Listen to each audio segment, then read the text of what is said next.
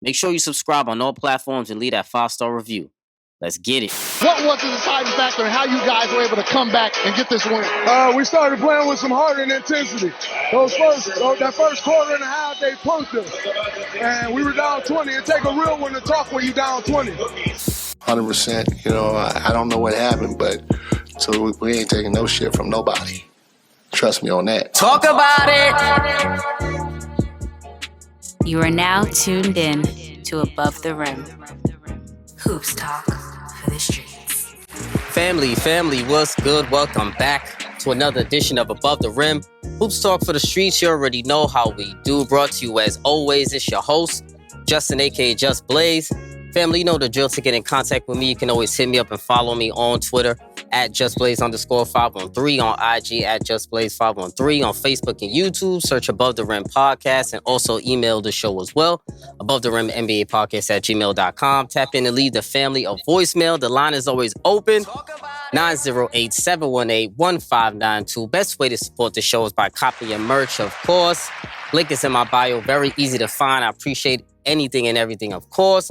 Make sure you leave a review on iTunes and Spotify. If you rock with the show, if you're watching on YouTube, make sure you hit a thumbs up on that as well. Subscribe, comment, show some love. Tell me your thoughts on this episode. I want to hear from you as well, family. Joining me this week, family, we have a brand new first-time special guest we got in the building. Very excited to do this episode.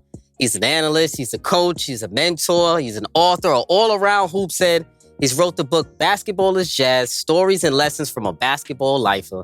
Check out his show and his website at TrueHoop.com, and check out the show on TrueHoop TV. Make sure you guys are watching that.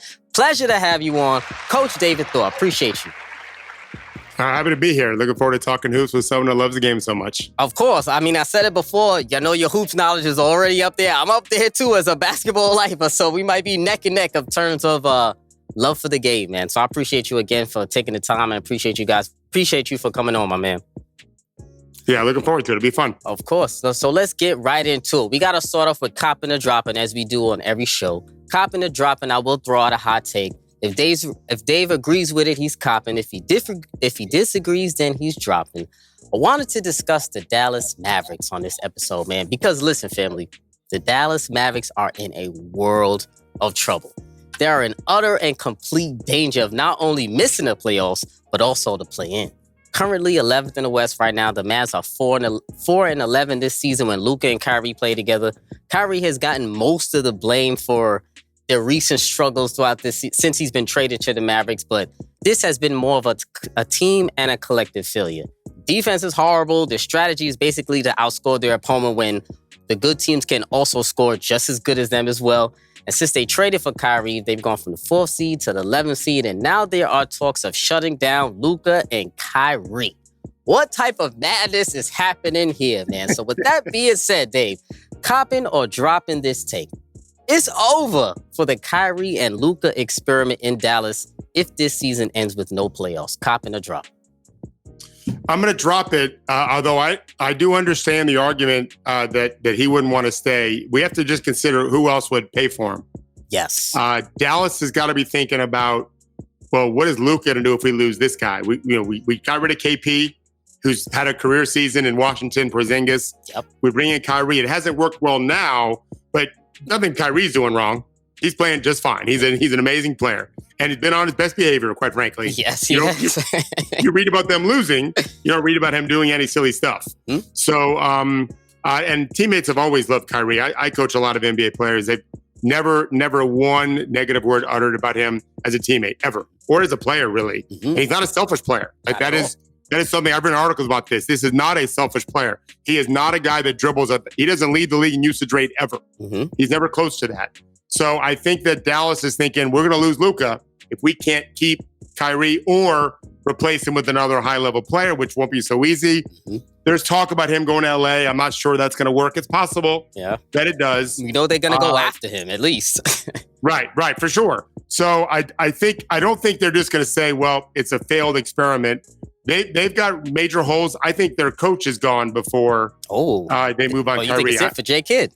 Yeah, I think they would try someone different than him, and I think that's a good idea. It's easier to find a better coach than Jason Kidd than it is to find a better player than Kyrie. So I think there's a better chance they have at least I just don't think they're automatically going to move on. He may leave, but it won't be Dallas' decision not to try at least to keep him, I don't think. Okay, so you think it's going to be more so on Kyrie's end rather than looking elsewhere rather than the Mavericks? If it turns out he's not in Dallas next year, I would say it's Kyrie's decision, which is fine, more so than it is Dallas's. Okay, I hear that. Listen, I'm going to cop this take. You know why? I think, unfortunately, I think this pairing will be over if they don't make the playoffs, and it's looking like they are streaming towards that direction, which is ridiculous to even say with having having this caliber of two players on your team. So I think that if the Mavs don't make the playoffs, I think they're going to be cleaning house. And because them losing the playoffs, I think is unacceptable in my opinion, because they went from the 4th seed down to the 11th seed. Now, I'm not saying is that it's Kyrie's fault, because when you look at the team, they may not have all of the personnel to do exactly what they want to do. If you look at the way their team is set up and you look at the lineups that they disperse, you brought up Jason Kidd. We're going to talk about his lineups. The starting lineup that he even puts out is a little bit suspect, in my opinion. Starting Dwight Powell at center. Sometimes they have Green there at the power forward spot. Sometimes they have Kleber at the power forward spot. They're still moving around that.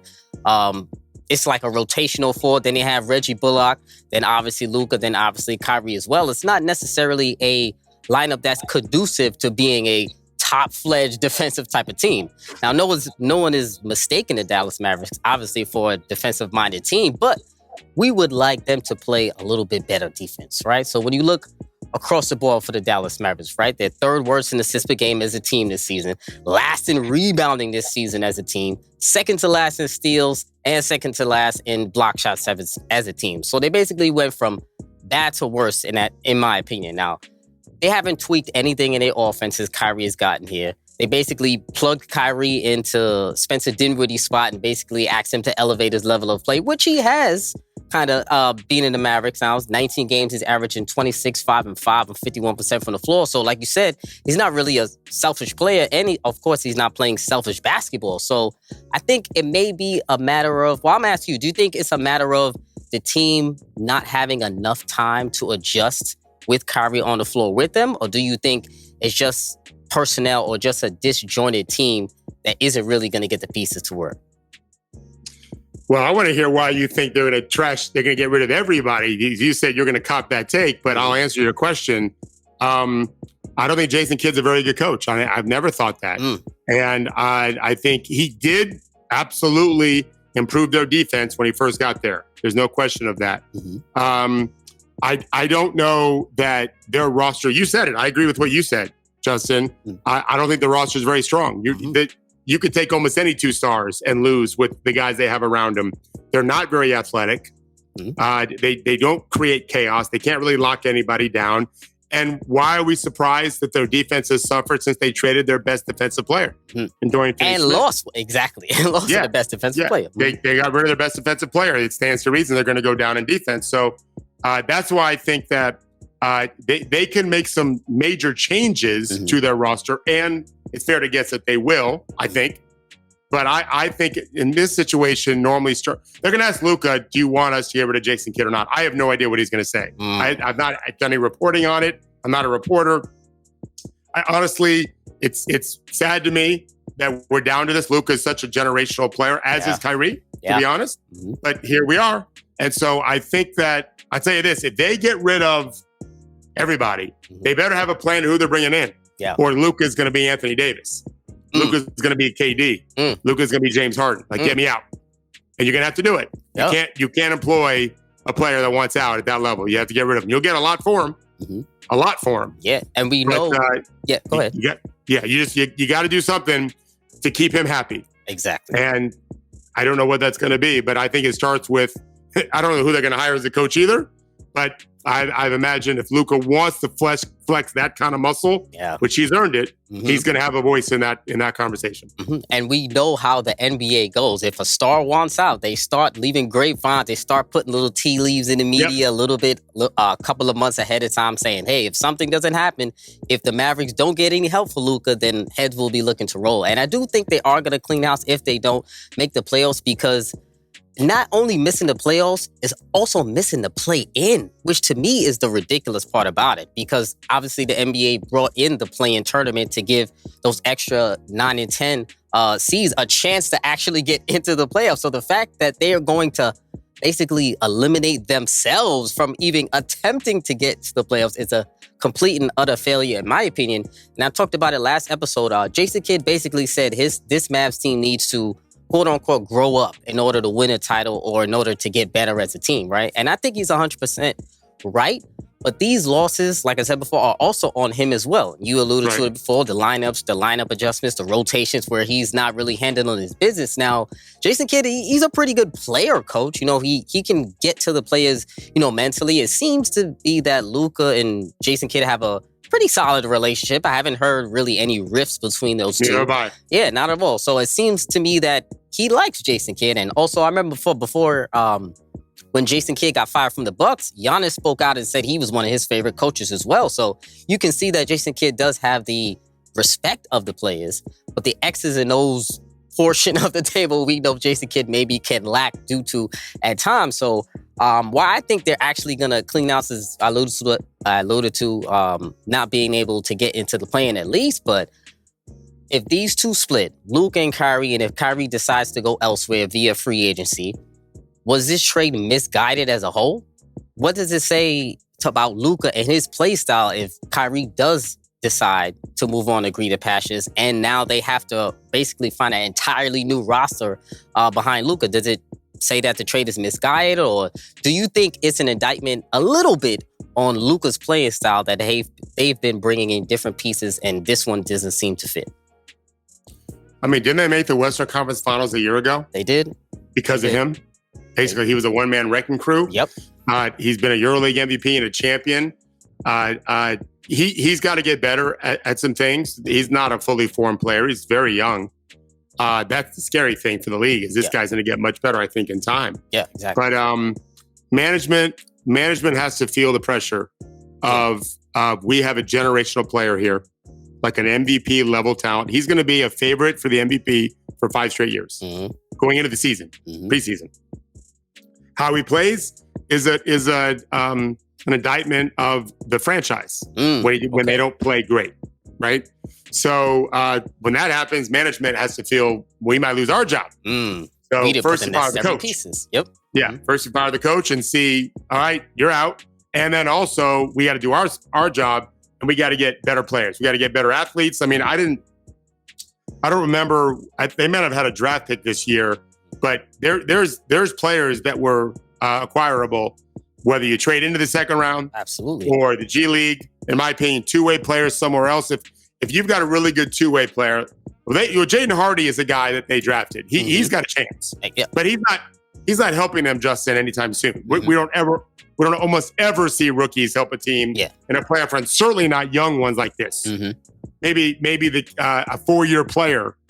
Or close to a Keegan Murray. I mean, Keegan Murray did a year post-grad. He's a seasoned college player, too. Right.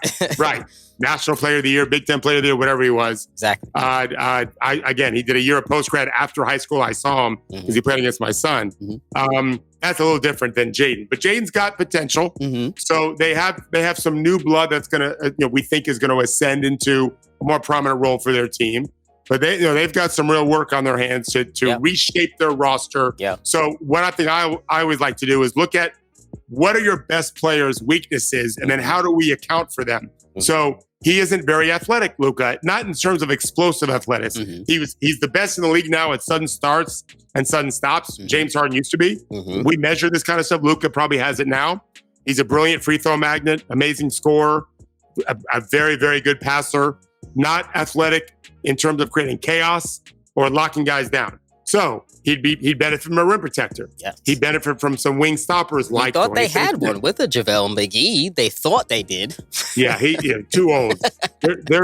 I think they need better paint scoring. I've said that all season. They needed paint scoring, and they didn't address it in the trade deadline, in my opinion, at all. And because of it, their only paint scoring comes from their guards. They don't really have it. Kleber's a shooter. And, I mean, I've known Dwight since he was a high school player at IMG. That's not his thing. It never has been. Certainly not now. So that's a big failure by them. They can address that in free agency some. They don't have to spend a lot of money to do it. They have to spend some. But they've got some real work to do. Yeah. And here's the thing. If they just build a solid roster around Luka and Kyrie, then they're going to be terrific. But they haven't done that yet. Exactly. And they need a coach that somehow Jason Kidd's voice has been not as receptive by the players as it was. Yeah. And so that's what happens when you get a change, is your voice isn't working anymore. Yeah. Same as Rick Carlisle when he was there. Yeah, exactly. And Rick Carlisle, we know, was a phenomenal coach. Yeah. So it's going to be really interesting what the Mavericks do going forward, because I can't believe we're even having this conversation that they're not making the playoffs after making the West Finals this year. So it's pretty ridiculous to me. So we're going to see what happens with the Dallas Mavericks, and I'm very curious. So we'll probably circle back a little bit and figure out what's going on with them. So let's get to some news around the NBA. This episode, I wanted to focus on the info that was just announced in the 7-year collective bargaining agreement for the NBA. Some of the things agreed upon in the new CBA is the cap will increase by no more than 10% a year, spending limitations for some of the league's high-spending teams, mandatory 65-game minimum for all season awards and all NBA selections. The 3 All-NBA team selections will be positionless rather than featuring 2 guards, 2 forwards, and 1 center. An in-season tournament for all teams, and some info on that. Family, if you didn't know, the first round of the tournament will be part of the regular season schedule, with the top 8 teams advancing to a single elimination event in December. The final 4 will be played at a neutral location, which is probably Las Vegas, they are saying. NBA teams are expected to initially have 80 regular season games on their schedule, and then the leftover games for the teams that don't make the single elimination portion of the in-season tourney will be scheduled at a later date, while the 2 teams will make the final tournament. The 2 teams who made the final tournament will end up playing 83 games in the season. So, and the prize money for the in-season tournament will be about $500K per player, they said. Players will no longer be tested for Mary Jane. Players will be allowed to invest in NBA and WNBA franchises via a private equity firm. Players will be allowed to promote and invest in companies involved with sports betting and cannabis. So let's talk about it, Dave. How are you feeling about some of these changes as a whole? Does anything stick out to you? And then in particular, I wanted to discuss the 65-game requirement for the All-NBA selections and the All-NBA and the All-NBA awards. So talk to me. Does anything stick out to you after hearing that? And then what is your initial thoughts on the 65-game mandatory requirement? I'm not going to spend 2 hours, but I could. I still have to do I still have to do a lot of research. Mm-hmm. Private equity scares me. You have real dark money in those things. My company, TrueHoop, I normally write about basketball, on-court stuff. Tomorrow we're publishing something on the messy West that I'm writing about. Mm-hmm. I've done an article last week about the value of shot fakes and how it's so important in the game. Yes. So I cover on-court stuff typically and make projections a lot as an analyst. And I've been lucky enough to be pretty accurate with those things over in the past. My partner, Henry Abbott, the founder of TrueHoop, going back to like 2007 maybe, or maybe 2005, he has been doing a lot of studies into the reach of dark money, the reach of private equity into these teams, the way billionaires control the world, and the impact it has on our beloved league. Yeah.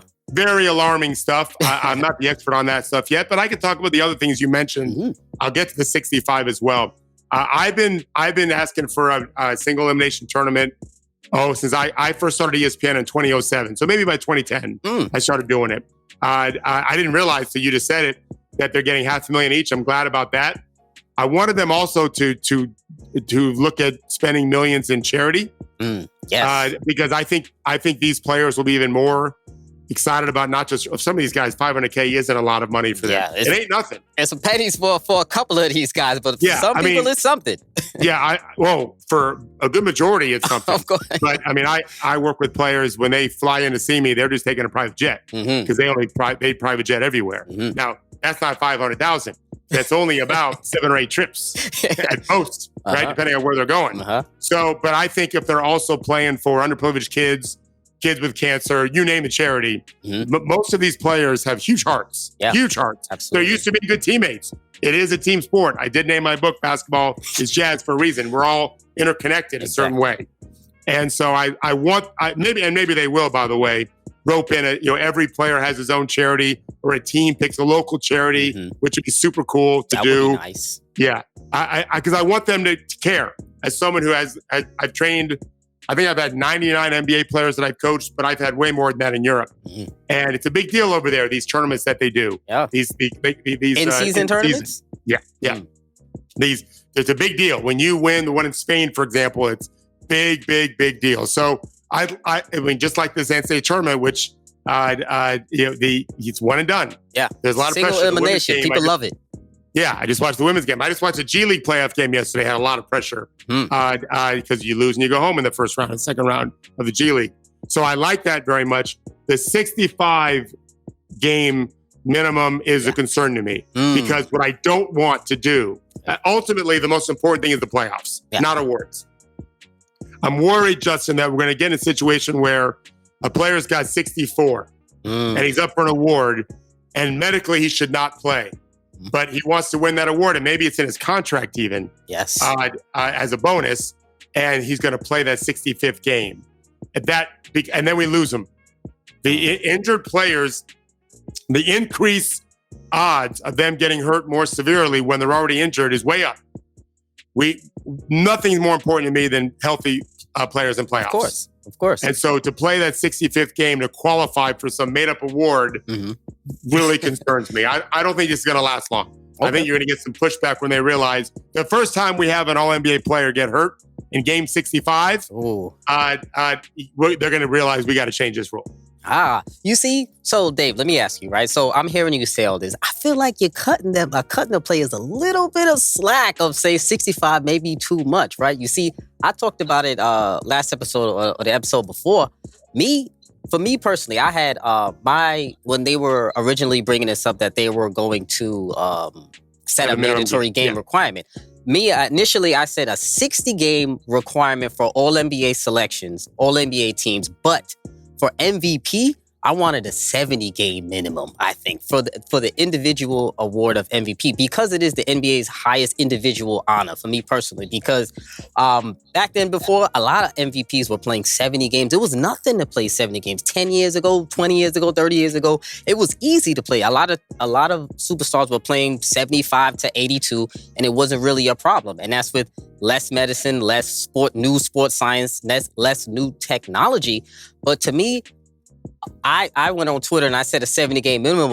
It caused a lot of stir because a lot of people were very with it, and then some people were strongly against it, saying that 70 games may be too much and you can't expect these players to play 70 games. But to me, I disagree. I think for MVP caliber players or MVP candidates, I think in order for them to win MVP, there should be a 70-game requirement, because to me, availability is also a stat, in my opinion. And to me, in order to combat some of the, the load management or the rest management that's been, a high topic, especially in this year, and it has been in previous years as well, I think those top flight, full-fledged players, if they are going for MVP, because not all superstars go for MVP every single year, the players who come into the season expecting or maybe saying, this may be an MVP year for myself, because I do believe some players come into the season not necessarily gunning for it, but saying this could be my opportunity to win that award if I do everything that I need to do. I think a 70-game minimum to me would have been ideal for just the MVP award. Do you think that's too much? Well, it's not the right question, but I think you made a really good argument just now. I have also often said 70. I have. Okay, so I'm not so far-fetched. No, okay. Not at all. That's not the issue. It's the hard line that's the issue for me. It's making. Remember, I work with players. If they've got 69, I once had a player who played 81 games. It was game 82, and they were in the playoff. They were definitely going to make the playoffs. They were a high seed, and I told them, you need to sit in game 82. You need an extra rest. All it takes is one injury. You're out of the postseason, or just fatigue. And sure enough, he did not have a good last series. And I said, did it really matter that you played one more game? Might you have enjoyed that extra day? It would have been 4 days off instead of 3 before the playoffs started. And he agreed. He's like, there's nothing more important than the playoffs. But here's the bigger issue. The bigger issue is, I know what guys did in the past. I've been coaching for 30 some odd years now. I started coaching in 87. Okay, when I graduated college. High level high school players back then. High level, high major kind of players.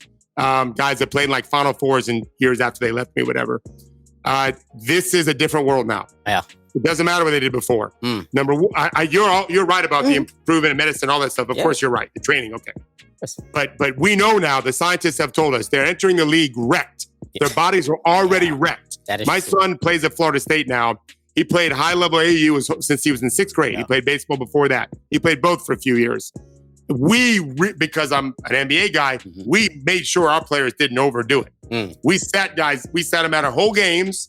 We sometimes played tournaments missing our top 3 players who were just assistant coaches. Did they agree to those sit-downs? We didn't care. They were kids. So they had no say anyway. I asked for permission for a 12-year-old now. That's true. That's true. Yeah. And we did really well. Our younger guys developed really nicely. We kept these guys healthy, which was very important.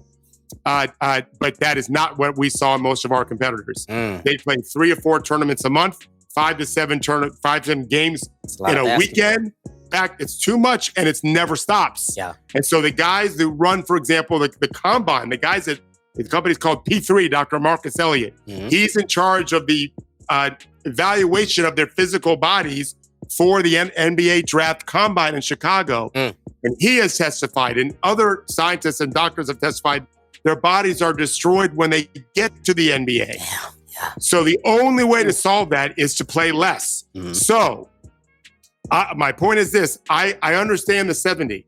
And if a guy can play 70, great. I'm not saying he should miss on purpose more than 12 games. I don't want to be in a situation where you remember this now. I know you'll remember this. Kevin Durant had calf issues, which is an Achilles symptom. Yeah. Okay? And he was kind of guilted into playing in the playoffs. And we lost him for over a year. That young man, I mean, he lost a year. I mean, I know he's played a long time, but a year is a year. It's a long time. It's a full season. Yes. We didn't see him play. Kevin Durant is one of the most magnificent players to watch ever. And we lost him for a year over one game, and that was an NBA Finals. We're talking about regular season here. Yeah. Like, you're going to make sure a guy plays one more game just so he can qualify for some made-up award? Here's the thing, Justin. We have advanced metrics for all of this. Yeah. If you've played 71 games and you've played 63 games, we have an advanced metric that tells us who still had the better season. Yes, it's true. I've been saying Jokic is the MVP 3 straight years. This year, though, this is the 3rd year where it's close. Embiid wasn't close the previous 2 years. Yeah. We have numbers for this, and they're algorithms that are amazing, and all of them said Jokic was number 1. It wasn't 1. It's very different if you've got some with Jokic 1, some with Embiid as 1, some with Giannis. Well, now we get to the subjectivity of the journalists who cover it, who I know many of them, if not most of them. Yes. I think they're very fair-minded and they want to be accurate. Yeah. But when all of the algorithms have the same dude, it's not hard. This year's harder. Yeah. Embiid has made it really close. It comes down to the end. But one guy might play 65, one guy might play 75.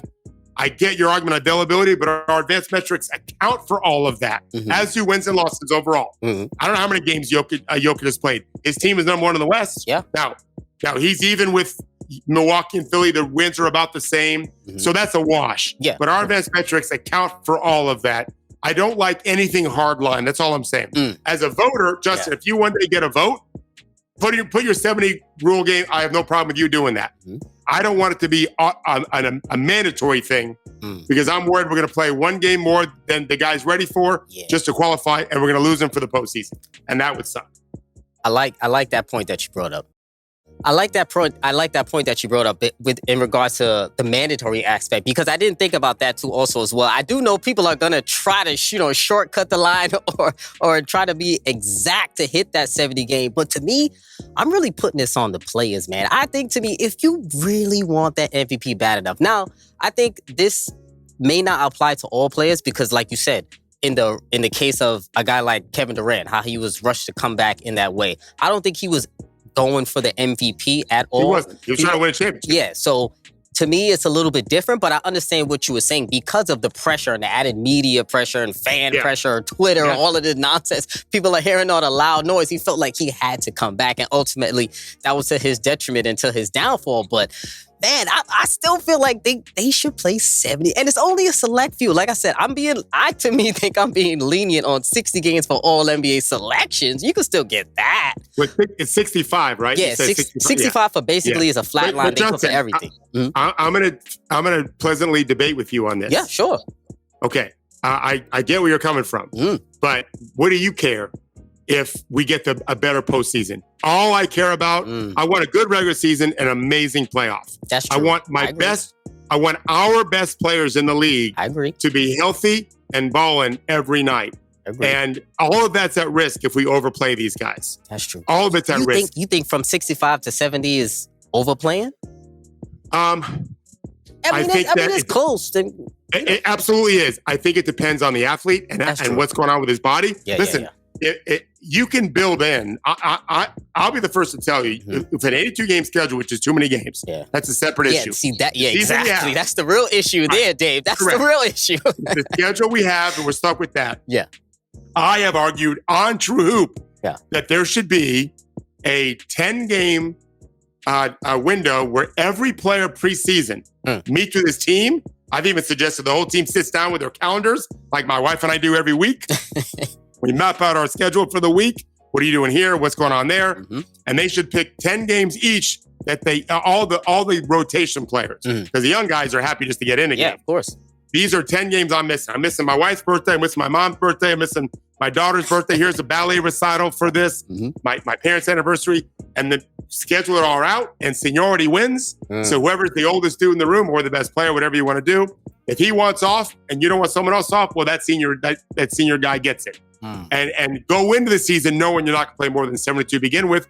And you can always change if it turns out an injury cost you games. So now maybe you do play on your wife's birthday if you want. I think that I really believe that some guys, the way this game is played now, go back, people love to talk about how hard it was. I coached in the 80s, man. I built my curriculum on studying Michael Jordan. Real basketball, yeah. Yeah, that's what they claim. Go watch it on YouTube. No one's guarding anyone outside 18 feet.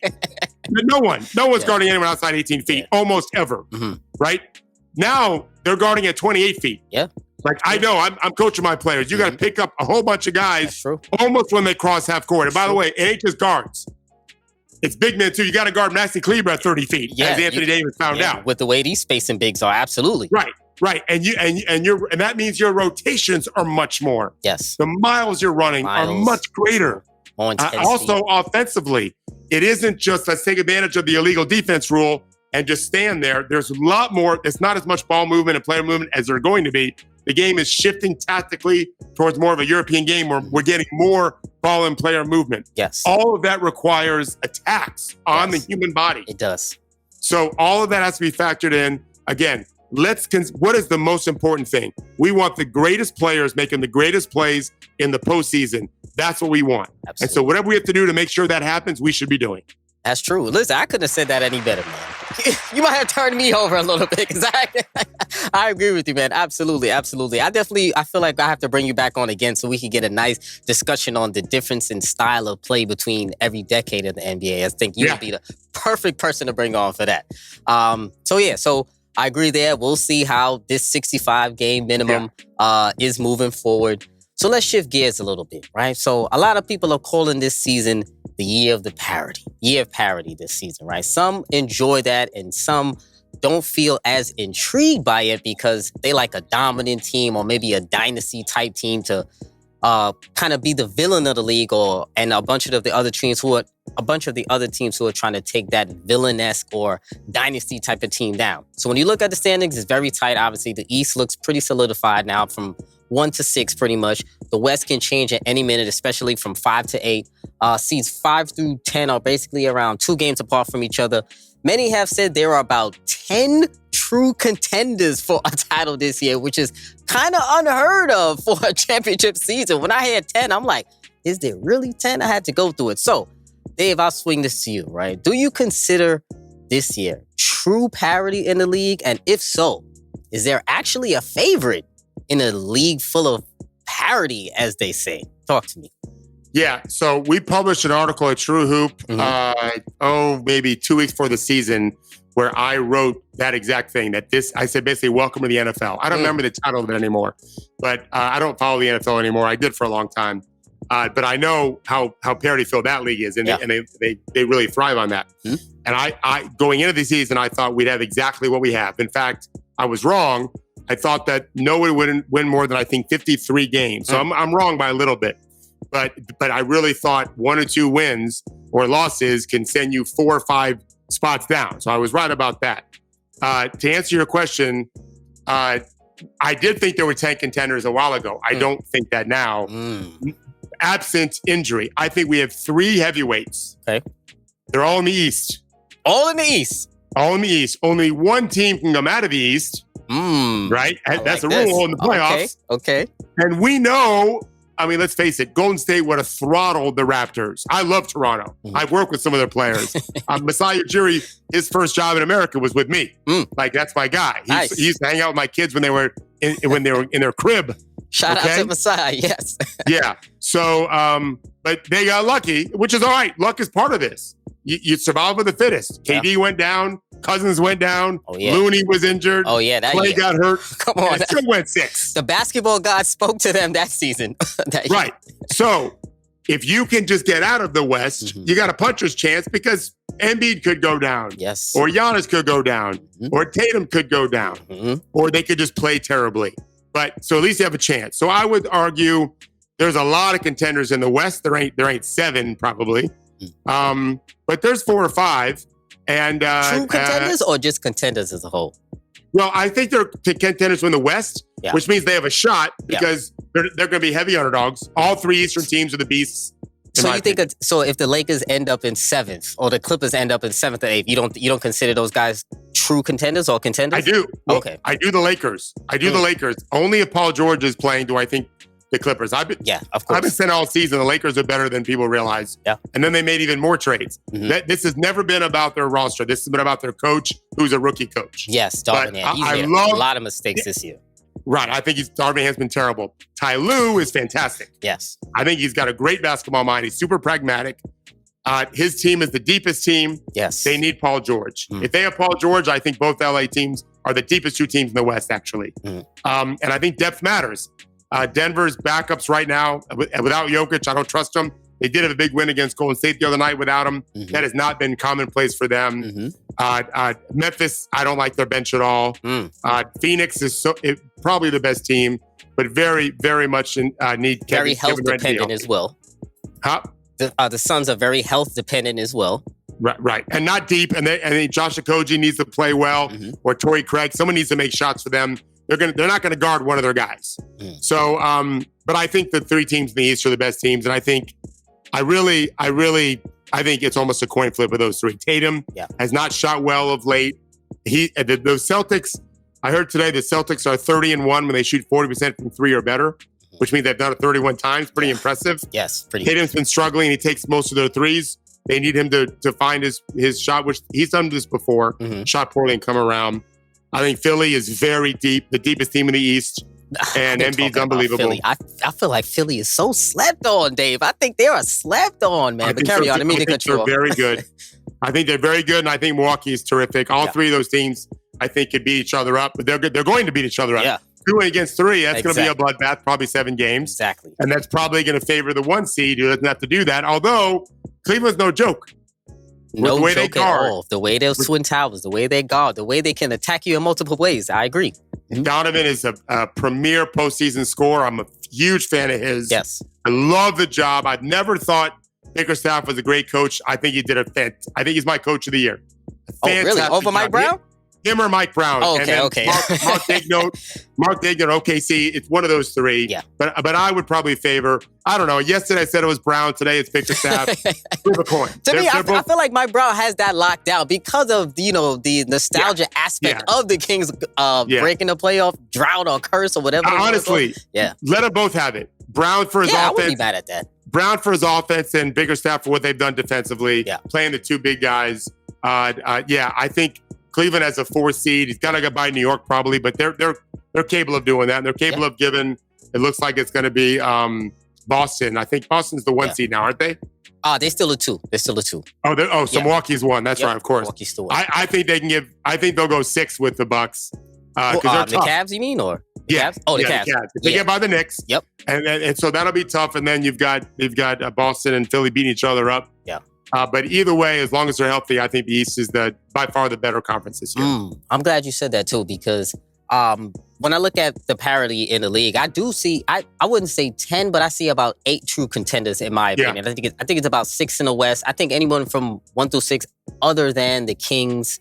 I don't have, who else in the 1 to 6? I agree. The Clippers are like fringe only because it's very Paul George dependent. And I think also it depends on their first round matchup, because to me, I had the Clippers as one team that I think can lose in the first round depending on their particular matchup, because they are a team that can make some mistakes. They are the team that's still gelling and learning together. But talking about the East really quick, I've been on Philly the entire season. I called coming into the season, I said they had the best summer pickups of any team in the entire league. I think a lot of their pickups really went under the radar. PJ Tucker, DeAnthony Melton was a pickup that went truly under the radar. People were foreseeing Maxey's ascension is here, but he's even taken a leap further than a lot of people have thought. James Harden has come back into semi-James Harden form, not Rockets James Harden, but the Sixers version, the Sixers Super Saiyan version of James Harden has been there this year. So I really like how he's been improving and how he's really adapted his game playing next to Joel Embiid. So I think, you said the 3 best teams are in the East. I will have to say, I say the best team is in the East, and then the next best team is in the West, because I'm going to put Phoenix Suns in that category right under the Milwaukee Bucks. And then after that, I have the 76ers actually ahead of the Boston Celtics in the series if both are healthy, because I do feel like the Boston Celtics, they do get very perimeter oriented. Even though they are a very great defensive team, they can play both inside and out. I do feel like at times they do play a little bit perimeter oriented, and we're going to see also how Joe Mazzulla adapts to the playoff competition and how he makes in-game adjustments, because we know he's going to follow Ime Udoka's game plan, but he's going to have his own tweaks and his own ways of dealing with the high intensity of the playoffs. You never know if somebody on the team barks at their coach during those high intensity situations. You don't know if Marcus Smart gets a little crazy. You never know how he handles that as a coach, because he is in their age range also as well. So it's a little bit less of a leader of men type of aspect as opposed to Ime Udoka. So I have them in a playoff series a little bit back from the 76ers, but obviously everything depends on Joel Embiid's health. If he can finally get through a full playoff run, because Lord knows we don't know if he can ever get through a full playoff run. And then to me, the Phoenix Suns, I think they have everything that you need in the Western Conference to make a title run. I think they have now 2 top flight scorers, veteran great point guard, smart point guard, and Chris Paul. DeAndre Ayton coming into his own as a center. I am worried a little bit about him taking care of the little things for the Phoenix Suns throughout a series. Josh Okogie has been playing well. He's been hitting that 3 ball a lot lately. So I see the Suns as the best team in the West. The Bucks is the best team in the East. Then the Suns the best team in the West. And then everyone else to me, it's pretty much a cluster in my opinion.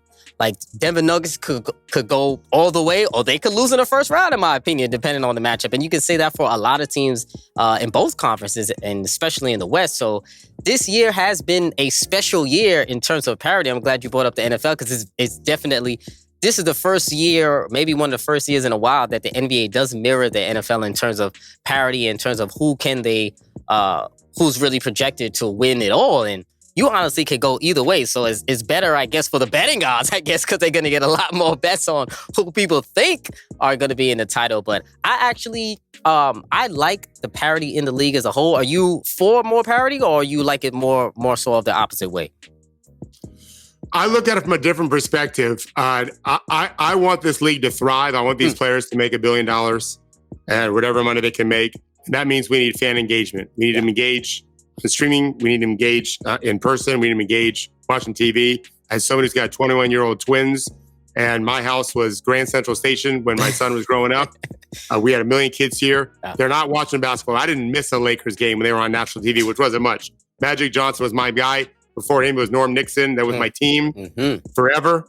And that's not, my son would watch games with me, but he not with his friends typically. And not on his own. Crazy. He's a college basketball player. He lives the game, but they consume it different ways. Yeah. So the more teams we have that are good, the more fans they're going to have. Yeah. So I like that. I don't want just a couple of good teams, a bunch of bad ones. I want a lot of teams that feel like we got a chance here. I think it's good business to build a good team that can win 50-plus games a year. True. Get a little bit lucky, maybe get the upper 50s, a little bit less lucky, 50, 49, 51. But more often than not, we're winning. Our fans are happy. The games are fun. There's drama in these games. Yes. And that's how we rivalries, attract more also more rivalries because more teams are winning too. Yeah. So if that's how I see it, and because of that, I want as many good teams as possible, which is what we have. It doesn't mean I don't want one amazing team. Mm-hmm. We can have that. Mm-hmm. I just want everyone else to feel like they're really good. When the Warriors were dominant, it was fun to be a Houston fan. Yeah. Because you thought maybe they were the one team that get them, and they probably should have. Oh, they should have won. Oh, man. I argue with people to the moon about that. They should have won that series. I'm a big Chris Paul guy, so they should have won that series if he wasn't injured. So I'm mad at Harden for that, but Mm-hmm. So that was, so we can have a bunch of good teams and one amazing one. That's fine. Yep. I have no problem with that. Greatness is always fun to chase. Yeah. But I don't want bad teams. I don't want bad teams that, I feel bad for Detroit fans. They have a future with their young players. Yeah, but they got some building blocks. Yeah, I want teams. I want fans to go every night thinking we had a chance to win this game. That who we're playing, and I want them to believe that, and because I want it to be true. So this season's fine with me. I like that. I agree with you as well. I like the parity in the league. So closing out the show, I wanted to specifically ask you this question to get your input. You've been coaching before a long time, as we know, so I know you understand all the nuances of coaching and what it actually takes, to be a good coach and to actually coach your team. But when it comes to this particular playoffs, right, I wanted to ask you, which do you think will be the most important factor in this playoffs? Either home court advantage or more important of a factor in this playoffs, home court advantage or coaching? It's a really great question. It depends on the team, probably, because I worry about a team like Golden State. I think Memphis also has the best home record. Yeah. They do. And they might Number play 2 each seed, other. best home record. Yeah, they could play each other in the first round. Which they did last year. Yep. But I'm a coach, so I'm completely biased. I'd say coaching. I thought, as an example, Quinn Snyder built the best regular season team. Like the Jazz of a couple of years ago were almost on the level of the regular season Warriors if you look at advanced metrics. Mm-hmm. And I thought he was a terrible postseason coach. He did not make a lot of adjustments at all. He stuck with what he wanted to do. He got panicky and would refuse to play his bench, which was murdering teams. Yep. He had a couple great bench lineup. They didn't really play much in the playoffs. That was him panicking, I thought. Left Gobert out for way too long also in the series as well. Right. So I think when I watched Ty Lue for 4 straight years, and ironically, he won the first year. Mm-hmm. But he got better every year. He got better every year, coaching all those playoff games. You can't help but get better.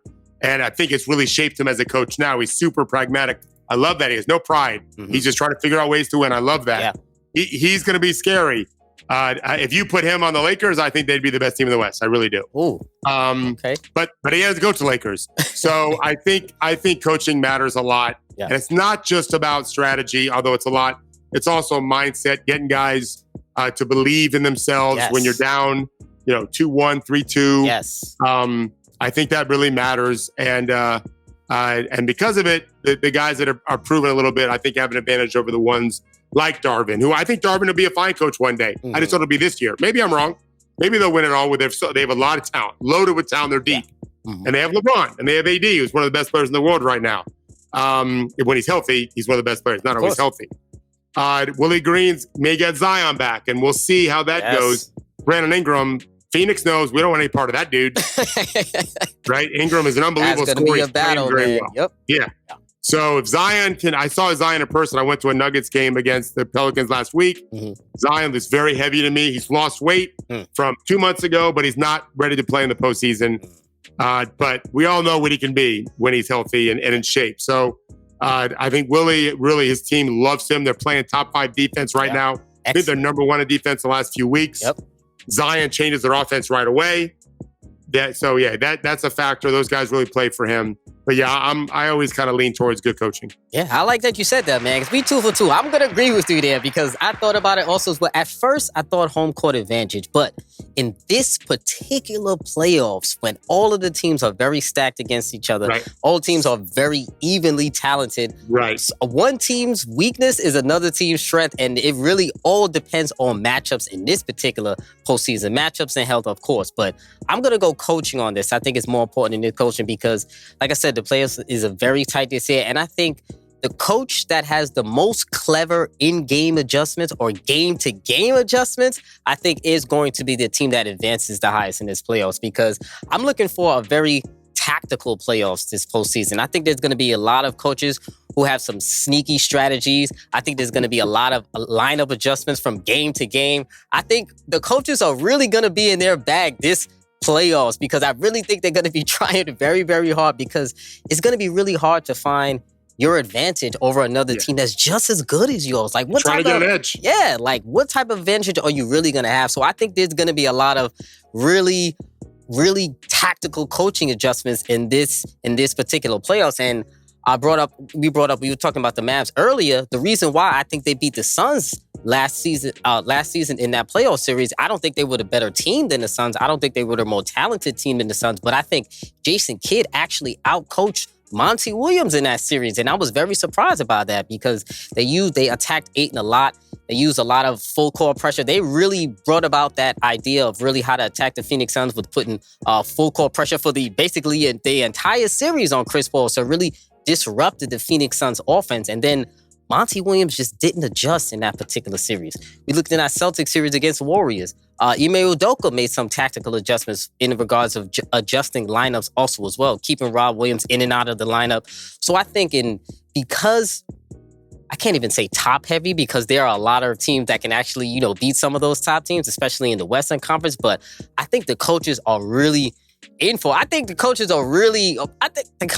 coaches might be coaching for an extra contract or extra couple of years on their contract in this playoffs because I think it's going to be like extremely, extremely tactical in this postseason. And I think it actually makes for a great postseason. I think it's going to be a lot more X's and O's being really really being spotlighted in this particular postseason. And I'm a basketball junkie, so I'm very interested into seeing the adjustments that all of the coaches make. I'm going to be diving into each one of those teams, and I think it's going to be a madhouse with the adjustments. I'm just actually excited to see those type of tactical adjustments from coaches. So do you think, obviously you think coaching is going to be more important. Do you think there is any way that home court could be more important than coaching in this playoffs, or is coaching and that's it?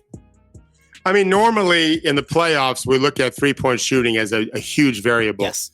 And teams tend to shoot better at home. Yeah. So that's where you see it. And so to your point on tactics, your job defensively is to take that away as best you can. Offensively, you want to counter with, okay, do we get free throw line more? Do we get what I call first box, second box shots, which are in the paint?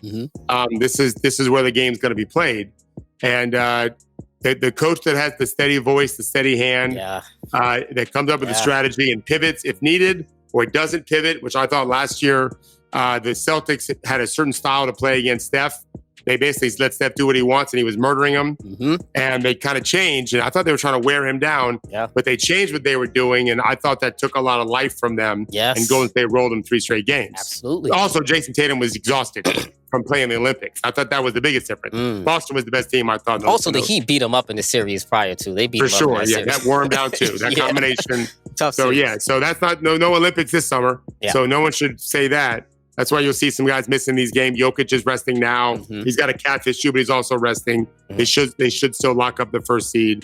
So the best players have to play great, and the coaches that build a system where the role players play really well have a big advantage. Yeah, it's going to be really crazy, and I'm very interested to see what lineup adjustment. And I think that's going to I think the coaching adjustments obviously affect the playoff outcomes, which will also affect the narrative, I think, around a lot of players in the league. Like the Jokic narrative about him winning MVPs and maybe not getting out of the first round. Maybe who knows what will happen with that. We don't know what type of adjustments, because the Nuggets could lose if the team that they face makes some great adjustments and really counteract a lot of their weaknesses.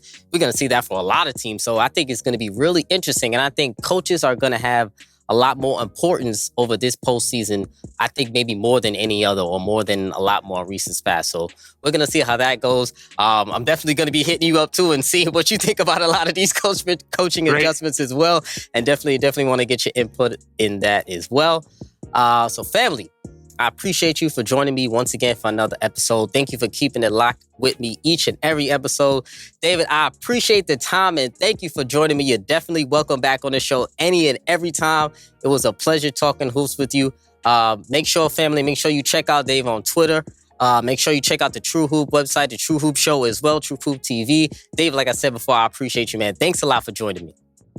Pleasure to have me. Pleasure to be on, Justin, and look forward to talking playoffs with you later. Of course, most definitely. I'm most definitely bringing you back on for that. So, family, make sure you hit me up on Twitter and IG with all your NBA takes. Send in a voicemail with your thoughts, 908-718-1592. Subscribe, tell a friend to tell a friend. This is episode 201, and we out.